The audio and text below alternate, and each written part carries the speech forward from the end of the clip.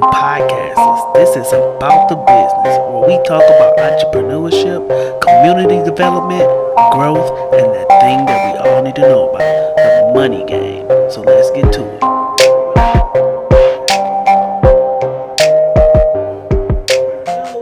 What's up? What's up? Again, back with another episode about the business. And on today, I have here with me a really special guest. If you all don't know, this is my lovely, most wonderfulest, most powerfulest, most bestest person in the world. And this is probably going to be one of my most special guests here I'm ever going to have on this podcast. Cynthia Nicole Brown.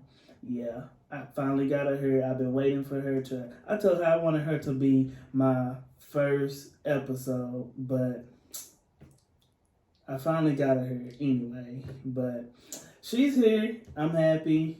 Hopefully, all of you all will be happy. And I know we usually talk about business on this podcast. Today we're gonna be doing something a little different. We're still gonna be talking about business because about it, marriage is somewhat like a business.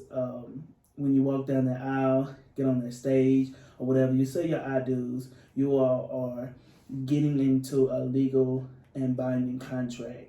What's hers is mine. That's what she always said. What's hers is mine. I don't want to hear all that. And what's mine is hers.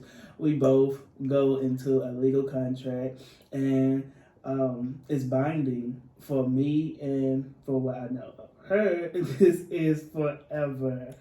Yeah. You ain't going nowhere. If I die, you die. You die right alongside me.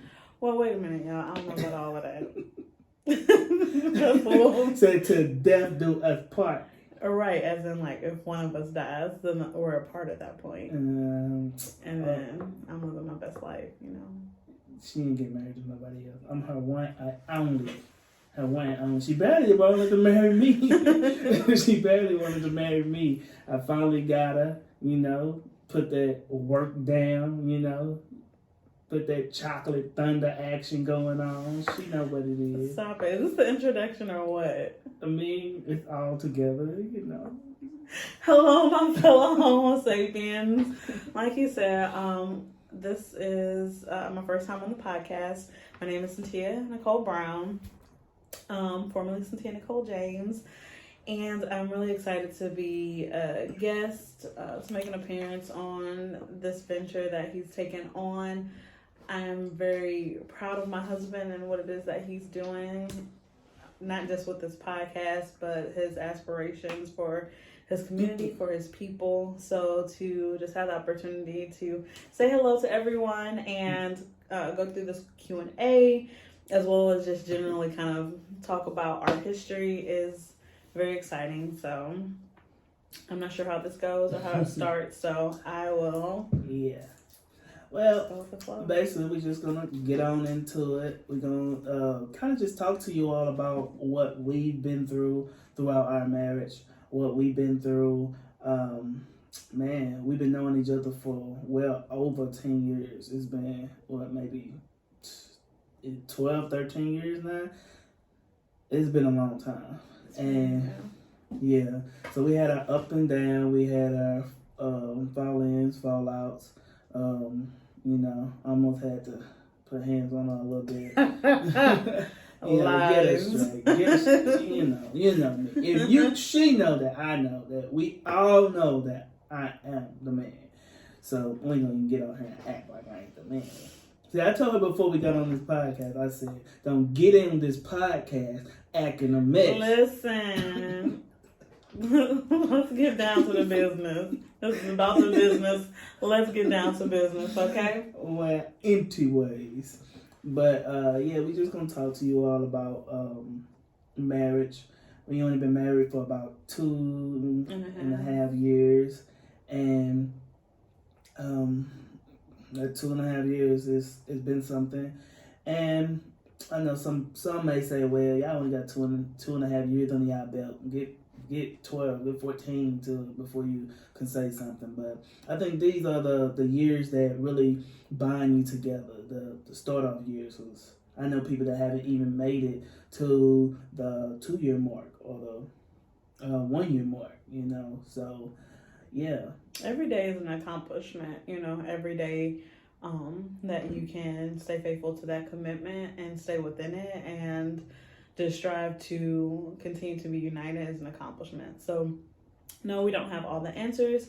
No, we don't know everything. We're still learning ourselves, and we look forward to like what that looks like. But there's things that we can let people know that are both good and bad about our history. Yeah. And so that's more so what we're looking to do. We're looking to create a dialogue. We don't pretend to be the experts by any means, but we're just looking to have a dialogue. Other couples may be experiencing some of the things that we've experienced, and they may have some advice for us. So we're open to that as well. We're just here to have fun, here to kind of reflect on our relationship and see where this journey takes us. That's it. She said it. So, well, basically, we're just gonna, I guess I'll just ask her a couple questions. You have questions for me? Yeah, I mean, why not? You said we're gonna have a dialogue, so. I thought it was good off the paper. Okay. But we do have some Q&A questions. We asked people on our Facebooks to throw us some questions, some questions, and they gave us quite a few. So we're gonna go through them on our Q&A section. But I mean, I'm just gonna, I guess start it off with just asking her, like, how has this marriage been for you? How do you think it's been for me? It's been wonderful for you. I mean, I gotta tell her, it's been awesome because, I've been, Okay, I'll go ahead and answer the question how has the marriage been for me? It's been good, honestly. I don't really have any major complaints. It's been a huge adjustment getting married. I think that also has a lot to do with how we entered into our union. Mm-hmm. There was just a lot of stressful, I guess, circumstances. Yeah. As Thomas said, like, we've known each other for a really long time. And I think that there was kind of always that idea in the back of our minds that we'd end up together. Right. But the manner that it, like, occurred made it not as enjoyable. So going into it, there was, like, a lot of confusion. I don't want to say confusion. Like, going into marriage, you think? Right. I think it was more so like tension, maybe, like a lot of extra pressure, maybe. Yeah, at the beginning. Yeah, so I feel like there was like a lot of extra pressure going into our marriage. But the good thing about us is, like, having a friendship and having a history, we've always been able to communicate. Right. And it may not have always been like the best like feelings, but being able to communicate with your partner and let them know like what you're feeling, and to know that you have someone that's willing to work on it. And I think that's like the biggest thing with our marriage, is knowing that we're both willing to work at it even whenever it doesn't feel good. So the marriage it's been great for me. It's like been growing me, it's been strengthening me, it's been pushing me out of my comfort zone. At the same time that we got married, shortly after I became a mom. So all those things combined has really, I think the biggest thing I would say I've discovered through our marriage is growth. And the growth is a natural part of life, so I have no complaints there. Yeah. And back to one of the things that you said is just communication. That is a really, really big key. And I think that's one of the things that was kind of holding me back a little bit, because, like I said, we have history, but it's gaps in the history, and it's a lot of stuff in our history. It's a real ghetto. That is a real ghetto. Yeah, I met you at Mickey D's. Yeah, the Golden Marches. Hey. That is not how it even went down. Like, look, first, let me go ahead and tell you how this went down. How I first met her, right? So I'm in McDonald's, you know, I'm a supervisor because I'm the big boss in that mother. I'm telling her, I'm like, well, first off, you know, I'm running things. I'm saying, hey, yeah, go back there and make some patties. I'm telling people to make some patties, to make these burgers. You know, I'm telling people to get it done. I'm running the whole show. You know, I'm running the shift. You know, so I'm telling people what to do. And she must have seen me, see all that demanding and all that strength I had in me. And she was like, hey, he fine. So I don't know how she got my number. She say somebody gave her my number. She called me one night like, hey, how you doing? That is not. You know who I am? You tell a story. I don't know who you all are, the way but wrong. you sound nice. Can I finish telling my story? So I'm like, yeah, you sound nice. What's up? What's up? So I mean, you know, I put her through the ringer a little bit. You know, can't just let her, you know, squeeze on in because you know I got other squeezies on the side, but. You know, so we talking, we having it. I'm like, okay, she sound like a cool chick. And you still didn't know who I was? I didn't know who she was, but at that point, it really didn't matter. You know, I knew who she was. Like, I knew that she worked at Mickey D's. But eventually she told me. But, you know, after we first talked, you know, I was like, yeah, she cool people. So that what really got me. So basically, you know, I put it down, you know. You put what down? I mean, the phone? My whole demeanor, just everything, I just put it down. You know what I'm saying? That's why you wanted me. So, basically, that's how we met at Mickey D's. I was the boss, and she was one of my subordinates under me.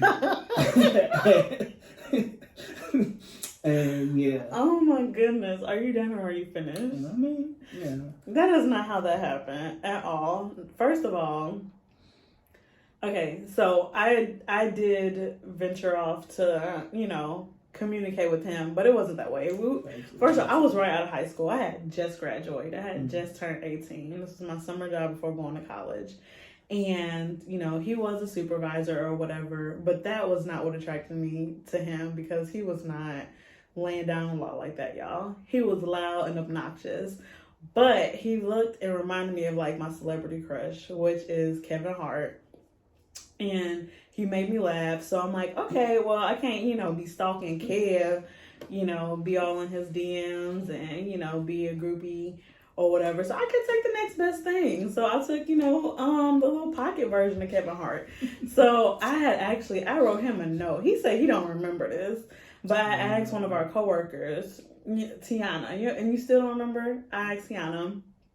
So I was like talking to her about him, and I asked her to give him the note. I think the note had my number, and he called me. I called you? You called me. I don't remember. Yes, you called me because I had wrote my number in the note because I was still like in a high school mindset of like, I knew how to talk to people and things like that, but I just was kind of like, well, if I write him this letter or whatever, like I don't have to deal with like the being rejected like in person or whatever. Anyway, long story short, we did end up talking and our conversation, it just flowed. It was like we knew each other forever, and like from that point on, like we were just cool. Now, he claimed though, and Go ahead. I'll say that for another time. But tell them what you said that she thought about me when you first saw me. I mean, yeah, I seen her, and then, I mean, first off, she used to wear this one little hairstyle, and I'm like, it was not a hairstyle. I had a short little, like, Monica, like the singer, like the little haircut. It was short and, like, faded in the back, and then I had, like, my bang or whatever feathered. So when I didn't have the opportunity to go to the hairstylist, it was just, like, gel down. It was just slick down. But that booty, though, I'm like, baby. I'm like, dang. So that what really got me when I seen her. I was like, okay, she decent. But in her, I'm like, okay, we can work with it. But yeah. So that's how we first met.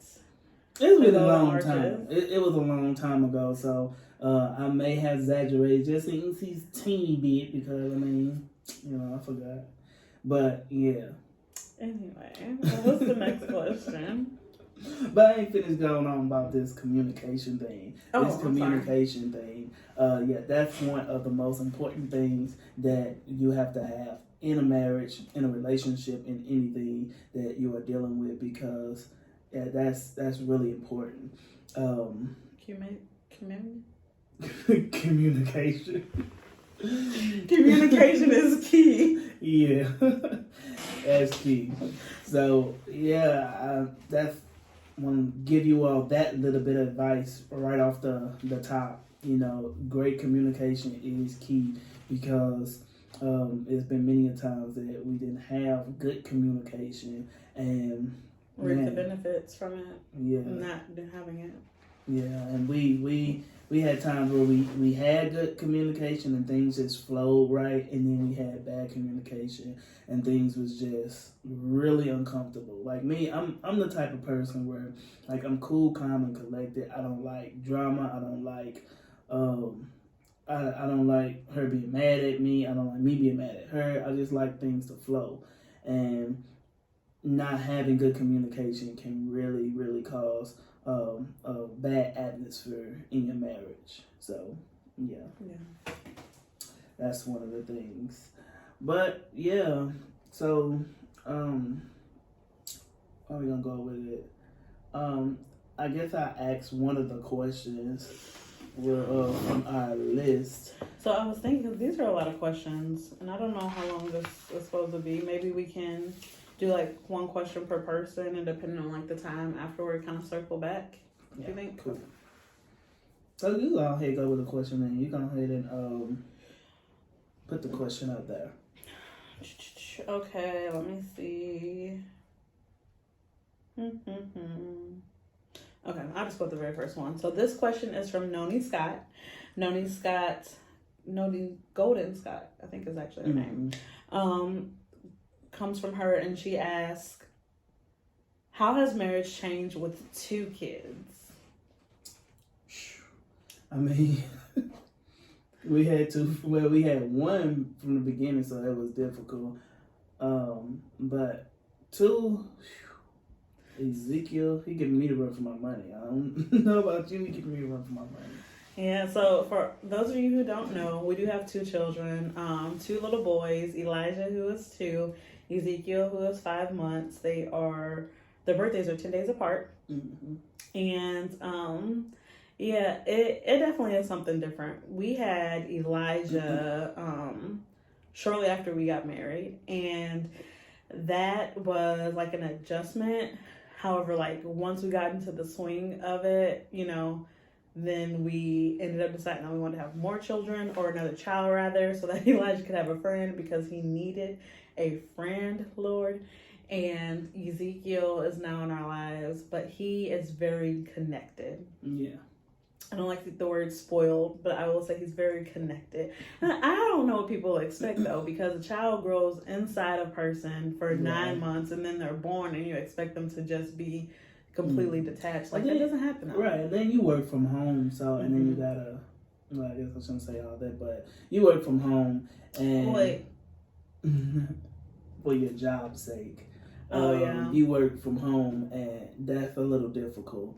And he's just with her all the time. And when I get him, like, he just want to be held. And I like cleaning up the house. I like getting stuff together. Like, I'm never in like one place and just staying in one place. And like, he just require you to just hold him all the time. And I don't like just holding him all the time. Not all the time, though. It's just when he with me, he want me to hold him all the time. Like, and now that he's starting to sit up more and stuff, though, he's not as bad as he was. Mm-hmm. Like in the very beginning, whenever he didn't have a lot of muscle control and all of that, he did want to be held a whole lot. But now that he's starting to sit up on his own, he's trying to figure out the whole crawling thing, and he's more mobile. He's able to he understands that his hands.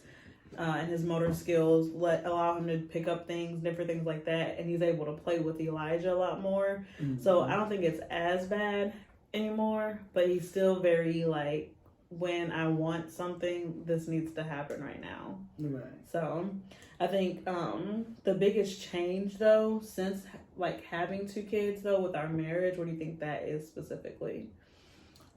I think the biggest change is just more so of trying to, because when we just had Elijah, like it really was easier with just having one, and with having 2 of them and trying to put them to bed, trying to get them to eat, and just trying, because I be wanting, I don't want you to have them all the time, because you have to, get up in the middle of the night, breastfeed them, and you have to be with them and while throughout the week, and then you have to, like, you with him all the time, and like I try to give you a break with having him all the time, so I have both of them. And Elijah, he can be a lot, so I think the biggest change is just, it's 2 of them now, and trying to give you a break and trying to just make sure both of them is good. One, maybe Elijah, he started to act like Ezekiel with all that crying and stuff. Like reverting back to infant-like behavior. Yeah, and I don't do all that, so I stern rod him. He's a baby, but I understand what you're saying. It's just, I think it's more so like the fact that they're on 2 different schedules because they're on 2 different levels. I think once they both get a little bit older and we can have them both like on the same routine, like when it's time to eat, they're both eating. When it's time to go to bed, they're both getting ready to take their bath and go to bed. Because I think sometimes it's like you put one of them down and the other one's getting up, and vice versa. And so as far as our marriage goes, I don't think it adds more tension necessarily, because I feel like we're good at, like, once we find a rhythm, kind of like holding to that. But it's more so like the like not having as much time for one another, because you also, when you get married, you still want that time for yourself, because we are not always into the same thing. Like, even like trying to find a TV show, I really feel like trying to find, like they say, like the major causes of divorce are finances, religion, fidelity. I think trying to find a TV show to watch together should be considered a cause for divorce, especially in the time of quarantine. Okay, because like trying to find something to watch, listen. Remember that one day you got mad at me when we got some food or whatnot. We got some food and you wanted to get. You got mad at me too. You take too long trying to find a show. I'm like, yeah. We need to have the show set up before we warm up our food, because like it gets real.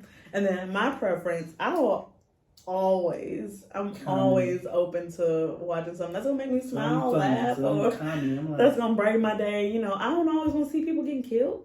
She wanna watch. I mean, it's not just something funny. Like, she'll watch, while we eating, she'll watch like stand-up comedy. I'm like, stand-up comedy is cool, but come on, let's watch a funny movie maybe, but not. I'm not gonna make it to a movie. Not stand-up comedy. Why not? It is so good. And that, like, that goes back to communication. So like we said, communication is key. You wanna understand what she want, and she understand what I want, and I understand that she want her food hot. If she don't have her food hot when we get ready to watch a movie or whatnot, and I'm taking all day, then she's gonna be mad. So that's not so much like right now though, because with having a baby, at the beginning. So no, I just think that as far as what's changed since with having 2 children is really just that finding a rhythm, and right now we're still in the thick of it. So I think right now it's still kind of like early to say, but and then 2, I think the other thing is like it's easier to get people to watch one baby. Right. I think we have more time like for date nights and things like that whenever we just had Elijah, especially like once he got older enough to let people keep him. Which I don't think anybody really kept him until like 6 months. Right, yeah. So Ezekiel's getting there, but we have to get him disconnected. So like my mom, she won't watch him. She says she won't watch him. But I know if push come to shove, granny. So I think that's like the biggest thing. So, but yeah, let's go. Speaking of my mom, the next person on the list. Do you want to ask this question or you want me to read it? Yeah, you gotta do it. Okay. So Keisha James, my mother, she asked, how do you maneuver and transition through so many different roles and try to maintain your sanity? And that kind of flows from what we were just talking about a little bit. Mm-hmm. Do you want to go ahead and kind of answer it? Well, with me, I take pressure and hardness. Like I take that very well. Like I'm one of them type of people. If it get hard, then I gotta get harder. Like I don't necessarily fold under pressure. So with maneuvering around the transition and all that type of stuff, what I do is just understand that complaining about it is not gonna do anything. Just understand that this is only gonna be having to deal with both of them and having to deal with, because like with having kids and being married, and like we had our first year of being married, and Ezekiel's second year. So like we really don't have a lot of time just for ourselves. And with maneuvering, I have to understand that it won't be like that always, and that I just have to prioritize more. I just have to understand what have to come first. If I have to go harder, go like stay up late nights, like I have to be at work early in the morning throughout the week, and some Saturdays as well. And if I have to just miss out on sleep, then I miss out on sleep. Like, it is what it is. Like, it won't be like that always. Like, my supervisor, he was telling me, like, I was being late a lot. And, like, supervisor, they don't care about what you have going on personally in your life. And I just had a baby, staying up late, watching him, trying to get my wife a breather. And, you know, like, I was showing up to work late, and he was saying that he's gonna have to suspend me. But my mind about it is that, I mean, you do what you have to do, but I'm gonna be here for my family. I'm gonna, you know, if I have to be late for work, I have to be late for work. So I understand his position, but at the same time, like, I have to understand my position. My position first is to be a father to my children and to be a husband to my wife. And if I have to take on extra roles, if I have to go harder or stay up later, whatever I have to do, I have to fulfill my positions. Yeah. So that's my part of the question. So, sorry. Yeah, that's sneezed. I hate that sneeze. So how do I personally maneuver and transition through so many different roles and try to maintain my sanity? I think one of the biggest things for us, you know, we are believers, and one thing that we implemented from the very beginning of our marriage and our relationship, as even with being parents, was prayer. Like, we pray every single night.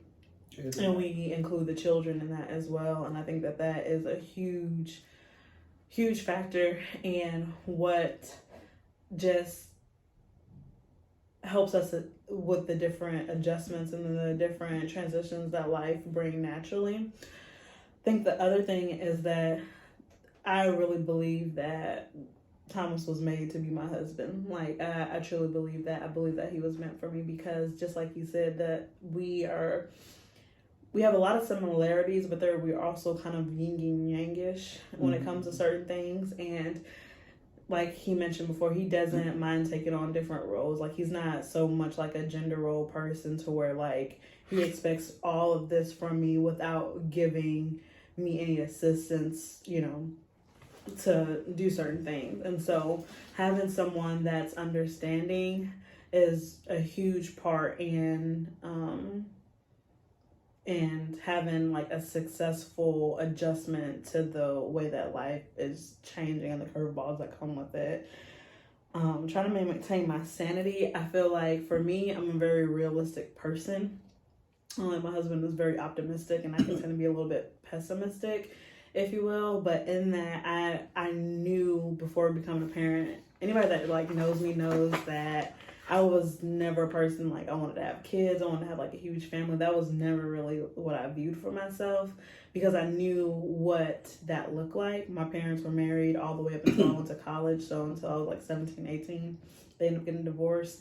And me and my siblings have all the same, we have the same parents, same mother, same father. I don't have any outside like siblings or anything like that. So I knew what it would look like in a household. I knew what it would look like, basically, the structure that we kind of like ended up with. And my parents, they didn't have necessarily like the healthiest relationship, but in that they did the best that they can, and they were really good parents to me and my brother and sisters.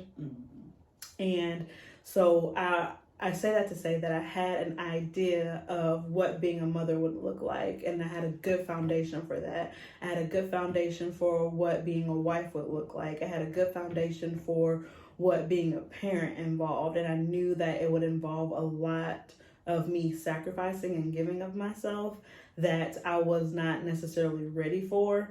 However, when I stepped into that role, because I already had an understanding of what that kind of looked like, it gives me now the opportunity to sit back and say, okay, this comes with motherhood. Okay, this is just a part of that, and not beat up on myself if I can't get everything done that like I want to get done or I need to get done in the day. And even my husband, he'll like let me know like, don't stress out about it. Like, I got you. Okay, don't worry about it. I'll take care of that. So it's really just kind of like a balance of understanding those things as well as having someone to kind of pick up where I'm leaving off, if that makes sense. Right. So, yep. The next question comes from Tara. Do you want to read the question, y'all? Yeah, are parenting styles different? How does that affect your marriage? Any tips on how you make both styles work in the marriage? You want to go ahead with that one? Sure do. Are parenting styles different? Yes, they are different. Why are they different? Because my husband thinks that, I don't know how should I phrase this. I don't call the people on us. He thinks that you can reprimand a 5-month-old, and him comprehend it. No, you cannot. Swift consequences. Nah, bruh. Yeah. Nah. But I understand. We came from different backgrounds. Like I said, I came from a 2-parent household, and you predominantly came from a single mother raising like a gazillion children. Well, until I was like 7, 6 or 7. That's when my daddy passed, and we had like 8, 10 of them. I was the last, so yeah. Go on.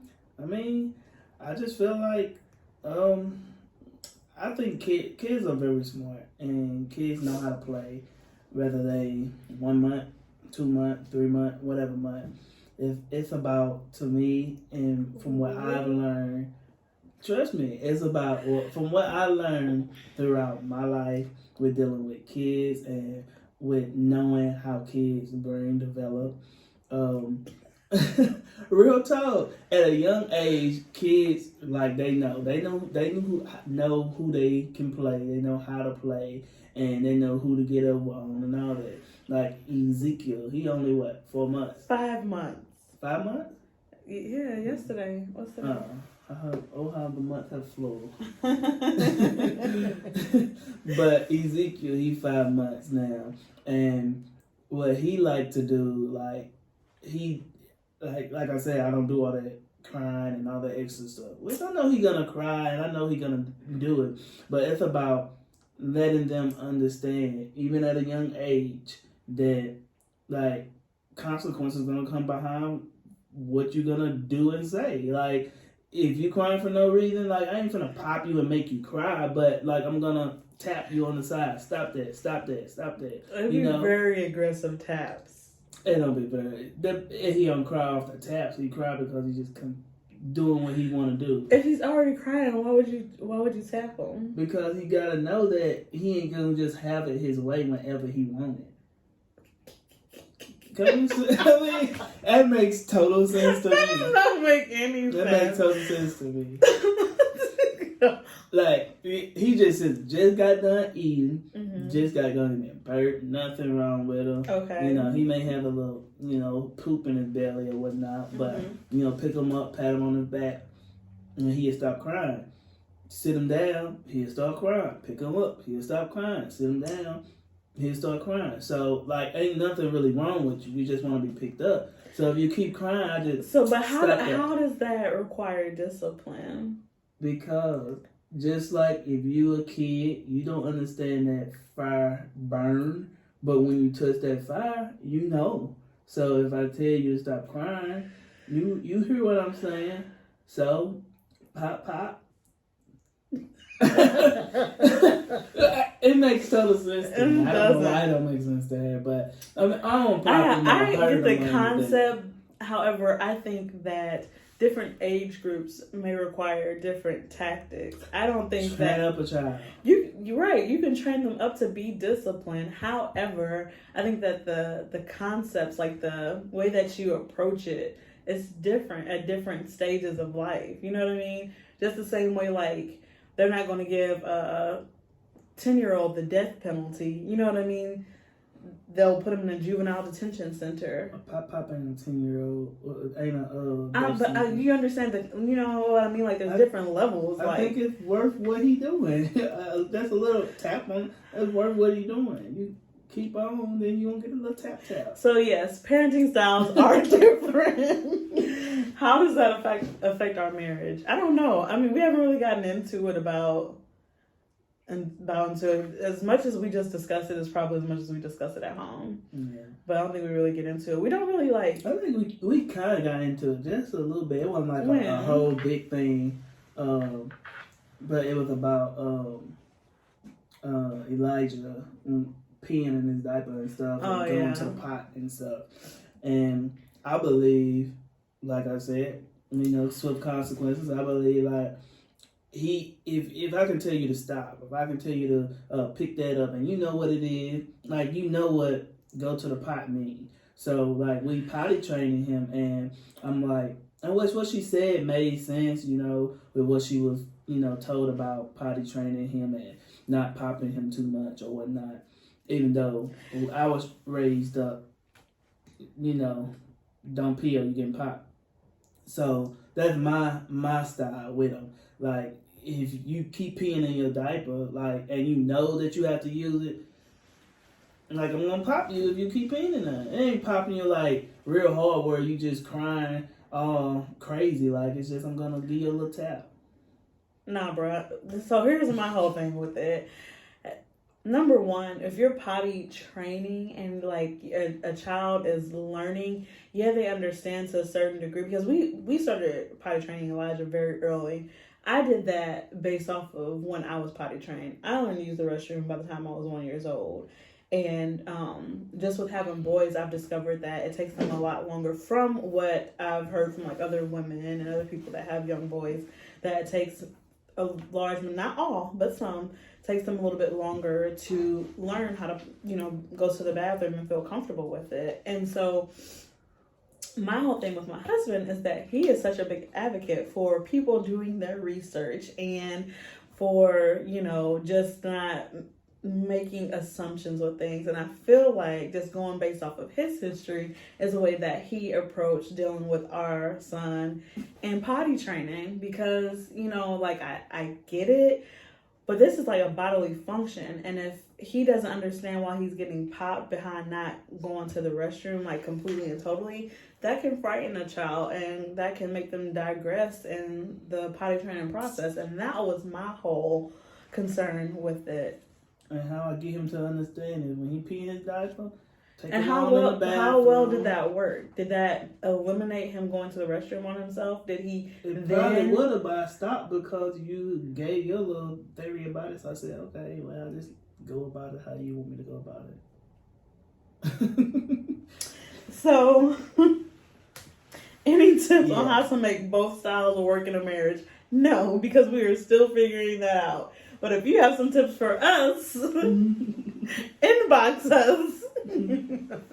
Let us know, because baby, that's one of the things that we're trying to figure out, and that we'll continually try to figure out, because we have little children. We are responsible for them all their lives, but at least until they're 18. So, and that's just on that particular area with disciplining a child on that type of stuff. But in other areas, like we more so on one accord on how to raise him. Like I know a lot of people believe in getting the shots or whatnot, vaccinations, and that may be good for some, and it may even be good for mine. But I believe in doing the research on understanding what is going into the kid's body, and some of the research that I have did, especially for black boys or black people, that the stuff that they're putting in the vaccines are not good, and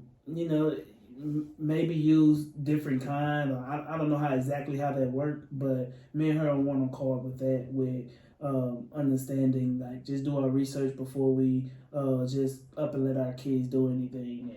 And that's not to say that we don't vaccinate. Don't make that mistake, because Elijah has had some vaccinations.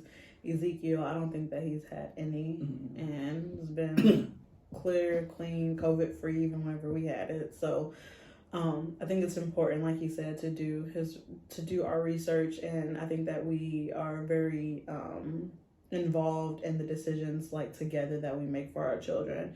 So overall, we do have very similar parenting styles. It's just there are some things, discipline-wise, I think more than anything, that we kind of differ from. But my mom was also like a huge advocate for the most part. She just raised 3 children, and so my brother came along in my early teens, my baby brother, who then passed away a couple of years after. So for the large majority of my life, it was me and my brother and sister, who are 2 years younger than me. And she was always a huge advocate for, like, having an open door policy for us to be able to come and talk to her. And she was always a huge advocate for, like, communication and talking about things. And although I didn't always take advantage of that whenever I was younger, it was always made available to me. And so I'm more so like, okay, let's, like, talk to them and make sure that they understand, versus just bending them over our knee. So, I mean, there's time where each, scenario works better. So, yeah. Next question. Nice pose. The next person is Alicia. She had a couple of different questions. Was there anyone particular that you wanted to do from her? I think she wanted to do the 1 and 2 one. I think she wanted that one. Okay. So do you want to ask her those? Alicia, hey sis! That's my sister, yeah. Alicia James, if you don't know her, you need to know her. She's amazing. Yeah.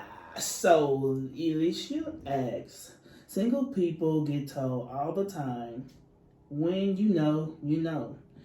So the question is, do you feel like that statement is true? And then what moment or when did you know? When did you know? I think that statement is true and false. The reason why I say that is that for some, I believe and for some, it may take a little time. Like you may not be mature enough to know that this is the person for you, and then later on down the line, you go through a whole lot of hard and bad relationships. Then you be like, man, this one girl, she treated me real good, and she treated me right and all that. So I think that's true and false. Sometimes you know when you know, and then sometimes, hold on. Yeah, we're gonna wait for this. I want to know, how did you know when you knew that you knew? But yeah, that you knew. No, I'm not though. Can't even talk. Oh, you can talk. You gonna talk? You talking all smack, yeah. I told her don't get on here with all that extra stuff. It's not extra. This is all day, every day. He knew what he was getting into. She knows what she's gonna get into after we get out this podcast. Come on with it. But yeah, Come on, how long is it supposed to be? Is there a certain amount of time that like we're supposed to be going? we're gonna go through maybe 4 more questions. And then 4 more? So I'm guessing what you're gonna like break this up? Because we're already at 45 minutes. No, we're gonna go for about an hour maybe. Okay, that's 15 cool. minutes. Okay, that's cool. I just want to make sure. So, go back to Alicia question. Like I said, I think that's true and false. Sometimes you may not be mature enough to understand or know that that person is for you. And sometimes you are mature enough to know, and you just know. Well, talk on that then. Speak your truth. It will set you free. Make you free. Well, for me, when I first met Cynthia, I was a little immature, but at the same time, I was mature. What I mean by that like I didn't have a whole lot of like relationships that last for a long time. I think even to today, like she is my longest relationship. Before her, my longest relationship was like 7 months, and I used to know people that was in relationships like for a long time, and I just couldn't understand that concept. Like, Bruh. how can you be in a relationship for 2 or 3 years? And why? Right, you see what I'm saying? I'm like, why? You know, like it's too many fishes in the sea. I want to try salmon. Swimming and stuff. You know what I'm saying? I need some jackfish. Catfish out here. We got all types of fish. Crawfish, jellyfish. Got all the We were different trying type to of fish, fish in the sea. But no, for real. Like I was a little bit immature, but at the same time, I was mature enough to know like the stuff that I was doing with her, and like I didn't have a whole lot of like good experiences with like going places and doing stuff and going on dates. Matter of fact, I think she took me on my first like real date. I don't know. I think she was like my first real date. And she paid for it too. I'm like, Did she though? I was like, I've never been treated like this. Yeah. Okay, I'm the king up in this mug. She treated a nigga like royalty. So. I was whining and dining. So, yeah. When I met her and we started dealing with each other and we started doing different things and started like experiencing different experiences like that I had with her, it was different from any other thing that I had. So when I start understanding that and thinking that like I can do this for like forever, like I can be with her for a long time. I didn't think forever. Like I was paying for your meals? No, I'm talking about just a different experience. Well, make it clear. Girl, but yeah, the different experiences. That's what really, you know, I was experiencing all that with her, and I was like, I can't, you know, enjoy this. And then at one point, I was telling her, I was like I never had nothing like this. I was like, can I like open up? Can I really, you know, rely on you? You know, can I really let myself love you the way that I want to care for you? I didn't know what that meant. I was like, sure, why not? I thought that's what you was doing from the She didn't know what it jump. meant because... Because once we did it, I was like, Charlie, let me go get this net. You see what I'm saying? Like, It's still fishes out you here. see what I'm saying? I'm like, man, like, she played me, but it's all good. But you got me now. You see what I'm saying? Him got me now. Now, hold that a little bit closer to the camera. That looks small for now. Yeah. Oh, wait. It's all tangled up. Yeah, hold that a little closer to the camera. I said I do. Mm-hmm, yeah. I love my ring, too. Excuse that, Neil. It would have been bigger. It would have been flashier, bigger. but she didn't want it. I didn't. She don't like all that. Listen, to each his own, but I don't want no ring that's cost more than what's in my bank account. You know what I mean? Like, nah. But nah, also, I wasn't trying to chop off finna my finger. I wasn't finna get another cheap ring like I be seeing people talk about. It ain't about the ring. Like the ring shouldn't cost less than a tire that you put on the car. I seen some Facebook posts and they bought a ring from Walmart that was $50. Like, okay, to each his own. To each his own. I but- like my ring. I think maybe if anything, I'll add an extra band to it. But Just that for was well sparkles. over $50. But I honestly, this is a ring that I can wear every day. I rarely take my ring off unless, like, you ever have a day like where you just want to be naked. You don't want no makeup on. You don't want no nails on. You don't want nothing in your hair. You just want to be, you just want your body to breathe. And some of those nights, like, I'll take it off or whatever. But I always wear my ring. Where your ring at? See, I've been putting on a lot of weight. Anyway, we're going to go back to these questions because he don't never have his ring on. So, to each his own, right? Because he be out here still I put on a lot of weight. No, ain't nobody trying to fit. Yeah, I know you're not. You ain't crazy. I told you. See, when we get off of here, I'm gonna have to let her know what's up. Oh, anyway, so She go gonna back be to the like, moment that cook, you knew. I clean. I clean. Shut up. Okay, Daddy. But let me not get that too far. But anyway, back to what I was saying before I was rudely interrupted. She said, what moment did I know? I knew, like, back in the day, like when I say within, like, the first 2-3 years or whatnot. I didn't know I wanted to, like, be with her, like, for the rest of my life. So 2 to 3 years. You knew before that because you asked me to marry you before that. The first 2 or 3 years. So you didn't ask me to marry you within the first year of knowing me? No. Thomas, you swear. When? Whenever we were playing Scrabble at your mama house that one time. Girl, that was like it wasn't an actual, like, years later. that was not years later. No, it was not. Years and years later. Boy, I tell you, what you get amnesia. That's crazy. Anyway. I don't know where her mind be. That wasn't that close. But anyway, within the first couple years, I knew that I wanted to be with her because it was different than any other relationship. Proceed. Go ahead. Say what you want to say. What was the moment? It doesn't ask the time frame. What was the moment? When did you know that you knew? I knew when I asked you, can I care for you the way that I want to care for you? And you said yes. So, I mean, I still remember the night, like, we was talking about you going to college, and me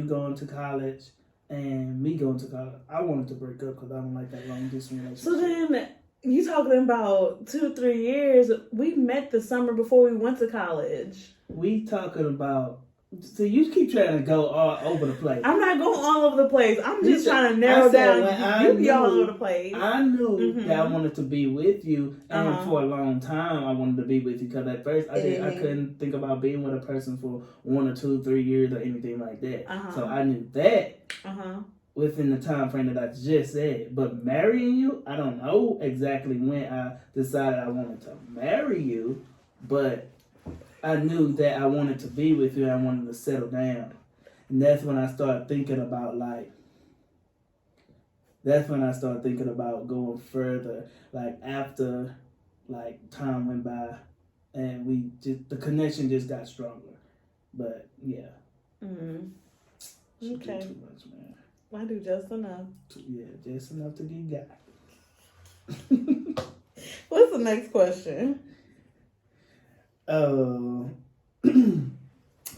gonna go to Grace. Grace Brown, that's my sister. Her question is, how did Thomas change you? How has Thomas changed since you guys first met, and what are you all similarities? Is that what that's supposed to say? I thought she was asking what are the similarities. Okay, well, okay. So how has Thomas changed since we first met? I don't know. I've been a boss. I mean, I've been that dude since I was a baby. Like, I came this out question my, was not I came for out my you. mama room, like, This question was not for you. good? Stop playing. Anyway, how has Thomas changed? There have been good changes and some that have definitely taken some adjustments. Let's start off with the ones that have taken some adjustments. Have been so when we first got married. Well, I guess I can't really say that you like changed necessarily because you've always like had a mind frame of entrepreneurship. One thing that always attracted me to him was that he was very goal oriented. He wasn't like walking in a lot of his purpose at that time, but he always had an idea of who he was and what it is that he wanted to do and the mark that he kind of like wanted to leave behind. However, when we got married, we started to kind of walk in that, and my expectation wasn't for that to happen so swiftly because we had already just like had so like it was like a switch was flipped and there were so many things that we were trying to navigate through at that time. So for me, that felt like a huge change because it wasn't something that I was used to. Because you started your business within the first year of our marriage, right? Yeah, so he started a business, Squeaky Clean, and he was active within that. Cleaning apartments and things like that. So he would work at that time. Sometimes it could be a 10, almost 12-hour shift. And if he didn't have any employees to clean up an apartment, he would spend another 4 or 5 hours cleaning an apartment after he got off work. We had a new to born to 1-year-old son, and we were still navigating through becoming husband and wife. So that for me seemed like a major change from him, although it was something I knew that he aspired to do. It was the actual like physical change of that kind of like really threw me for a loop. I think that was probably like the biggest change that like I experienced with him. There were some ideologies about religion that would be a whole nother episode that kind of like differed once I felt like we got married, and I think that was just more so where his personal walk was at the time.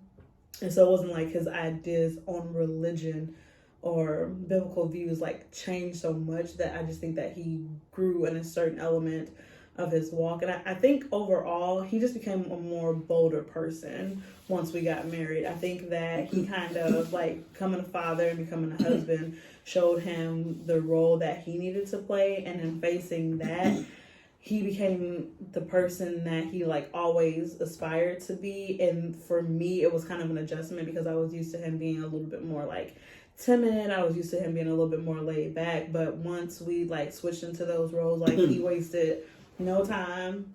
He played no games, and he was like, okay, this is what needs to be done, and this is what I personally have to do to make that happen. And it was, even though I knew it was like for the good, it took some adjusting to get to that. So that kind of like goes into the similarities of how he was before, because most of it was really there. I think that with our background and where we were with our like spiritual walk and like the leadership and everything that we were up under, not so much so like, I don't want to use the term leadership, but like in the area that we were, it didn't allow him to be his full self. And I think that he was, once we got married, and I think he felt like maybe like the mold was kind of broken off, and it allowed him to step out and say, okay, now I can do all these things that I've been wanting to do and aspiring to do. And for me, it just kind of set me back because I wasn't quite used to it, and we were still like adjusting to all these other roles and positions in life. So I think that that's probably for me how I would answer that. Would you agree? I mean, it's my experience anyway, so it don't matter. You didn't have to say all that. But you don't. See? You can edit it out. Smart. Just smart. I've been smart since day one. You act like you didn't know. That's, one of the things that drew you to me, because I was all intellectual like and stuff. Yeah, I always say she talk like a white girl. And that's going to be another episode, because what does that even mean? Because I enunciate? Enunciate? You can find her. Black people say pronunciate. But anyways, it's drawing to the end. I'll give the people that may be listening, just a bit of advice. Like if they wanted to get married, they was trying to make this decision on a person wanted to say yes to marriage or wanted to be married or whatnot. Give them one bit of advice that they can hold on and keep and maybe use to make the best decision. So again, we're still learning. This is still very new for us, So my advice is coming from that element of it. However, one of the biggest things that I would say is just don't rush. Like, marriage is not something to be taken lightly. And I know a lot of people, like, you can get a divorce, obviously, you can separate. But for those people that are wanting someone that they want to commit to and they want to,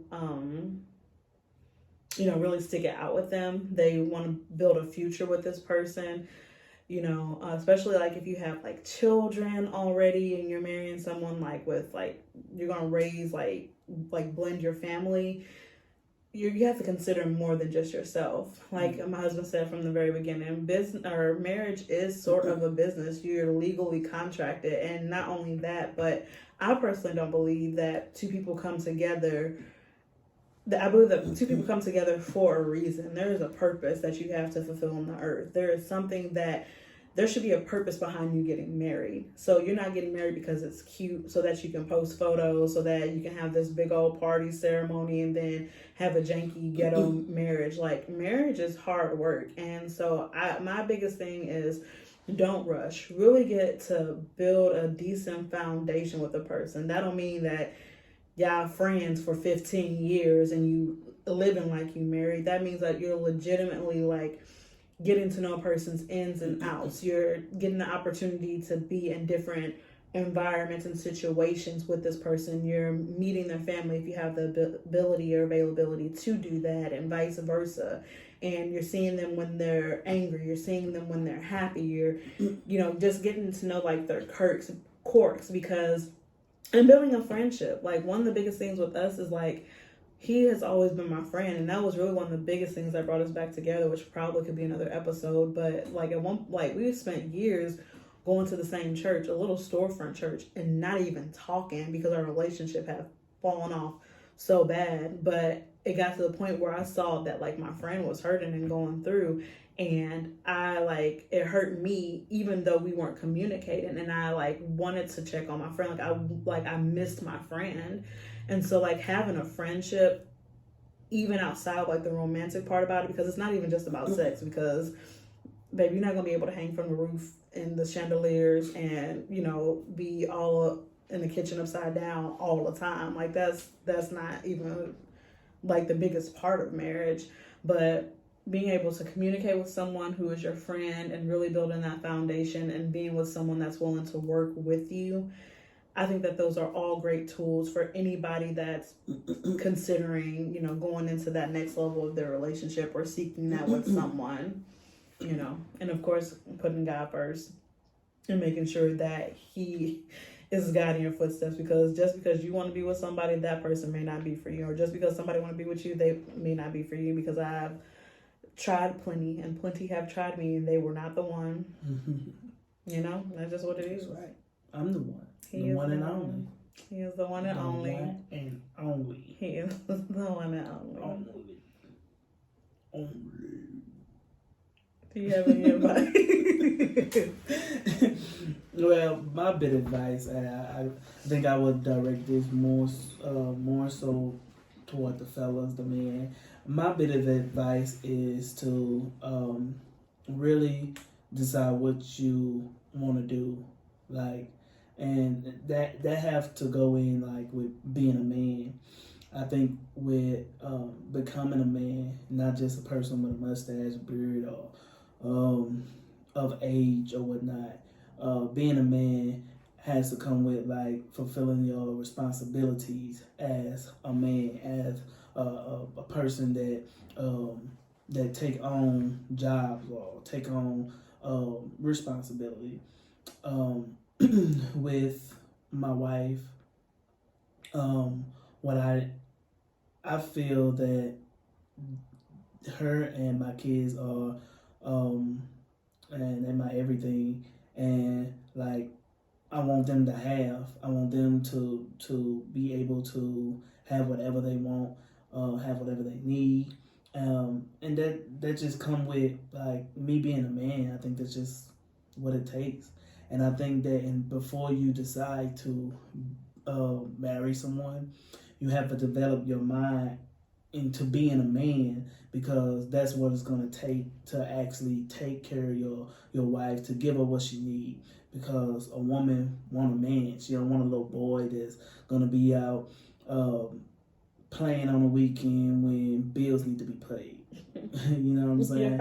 She don't want a little boy that's out there care more about their street life than, care about her and the family. And you should want that. A man should want that. A man should be able to prioritize their family, their relationship with their wife and with their kids over everything.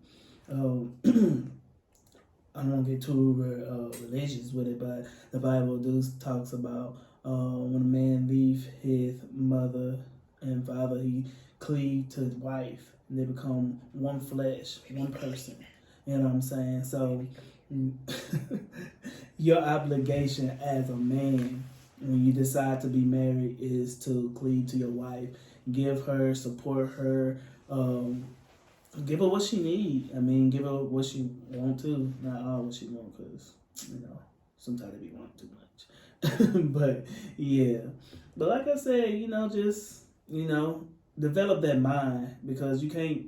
You don't want to go into a marriage being a boy. So develop that mind. Figure out what it means to be a man. And when you figure out what it means to be a man, I think you can go further in deciding, making that decision on being married and going further than that. So, yep. But we drawing near the end, and this has been a interesting, good episode. Another good episode, and I hope you all enjoyed it. Hopefully you all can convince my wife to make this like a little series that we can keep it going. And I'll be back. I'll be back, guys. We haven't answered all of our questions, and I'm sure and I hope that this will generate some more conversational topics. I'm excited to see what your comments, concerns, or even some advice that you may have to give us based upon some of the things that we've mentioned. I know that a lot of people are skeptical of letting others into their marriage, and I think that everything is not meant for everybody, and there are some things that you do hold sacred. However, anything that we can do, I think that we're pretty much open books for the most part, like in transparency about a lot of things, because our culture especially has had a history of not getting the help that they need because we keep so many things swept underneath the rug. So I'm here for the thick of it, and we'll just see where this takes us. Because it's been about the business with marriage, and I'm excited to see what happens. Yeah. So again, this was our episode of the business of marriage, and treat marriage like it's something like really, really dear to you. Like you go in this together, no prenups involved. At least with us, you better not have nothing extra putting out on me. I ain't had tricking me signing no papers or whatnot. If anything, I have to get that insurance money at this point. See what I'm saying? See, now I gotta talk to the insurance. I got a lawyer at my job, and they talk to me about contracts and stuff. So I'm gonna talk to him about that. Like, it's just an introductory phone call.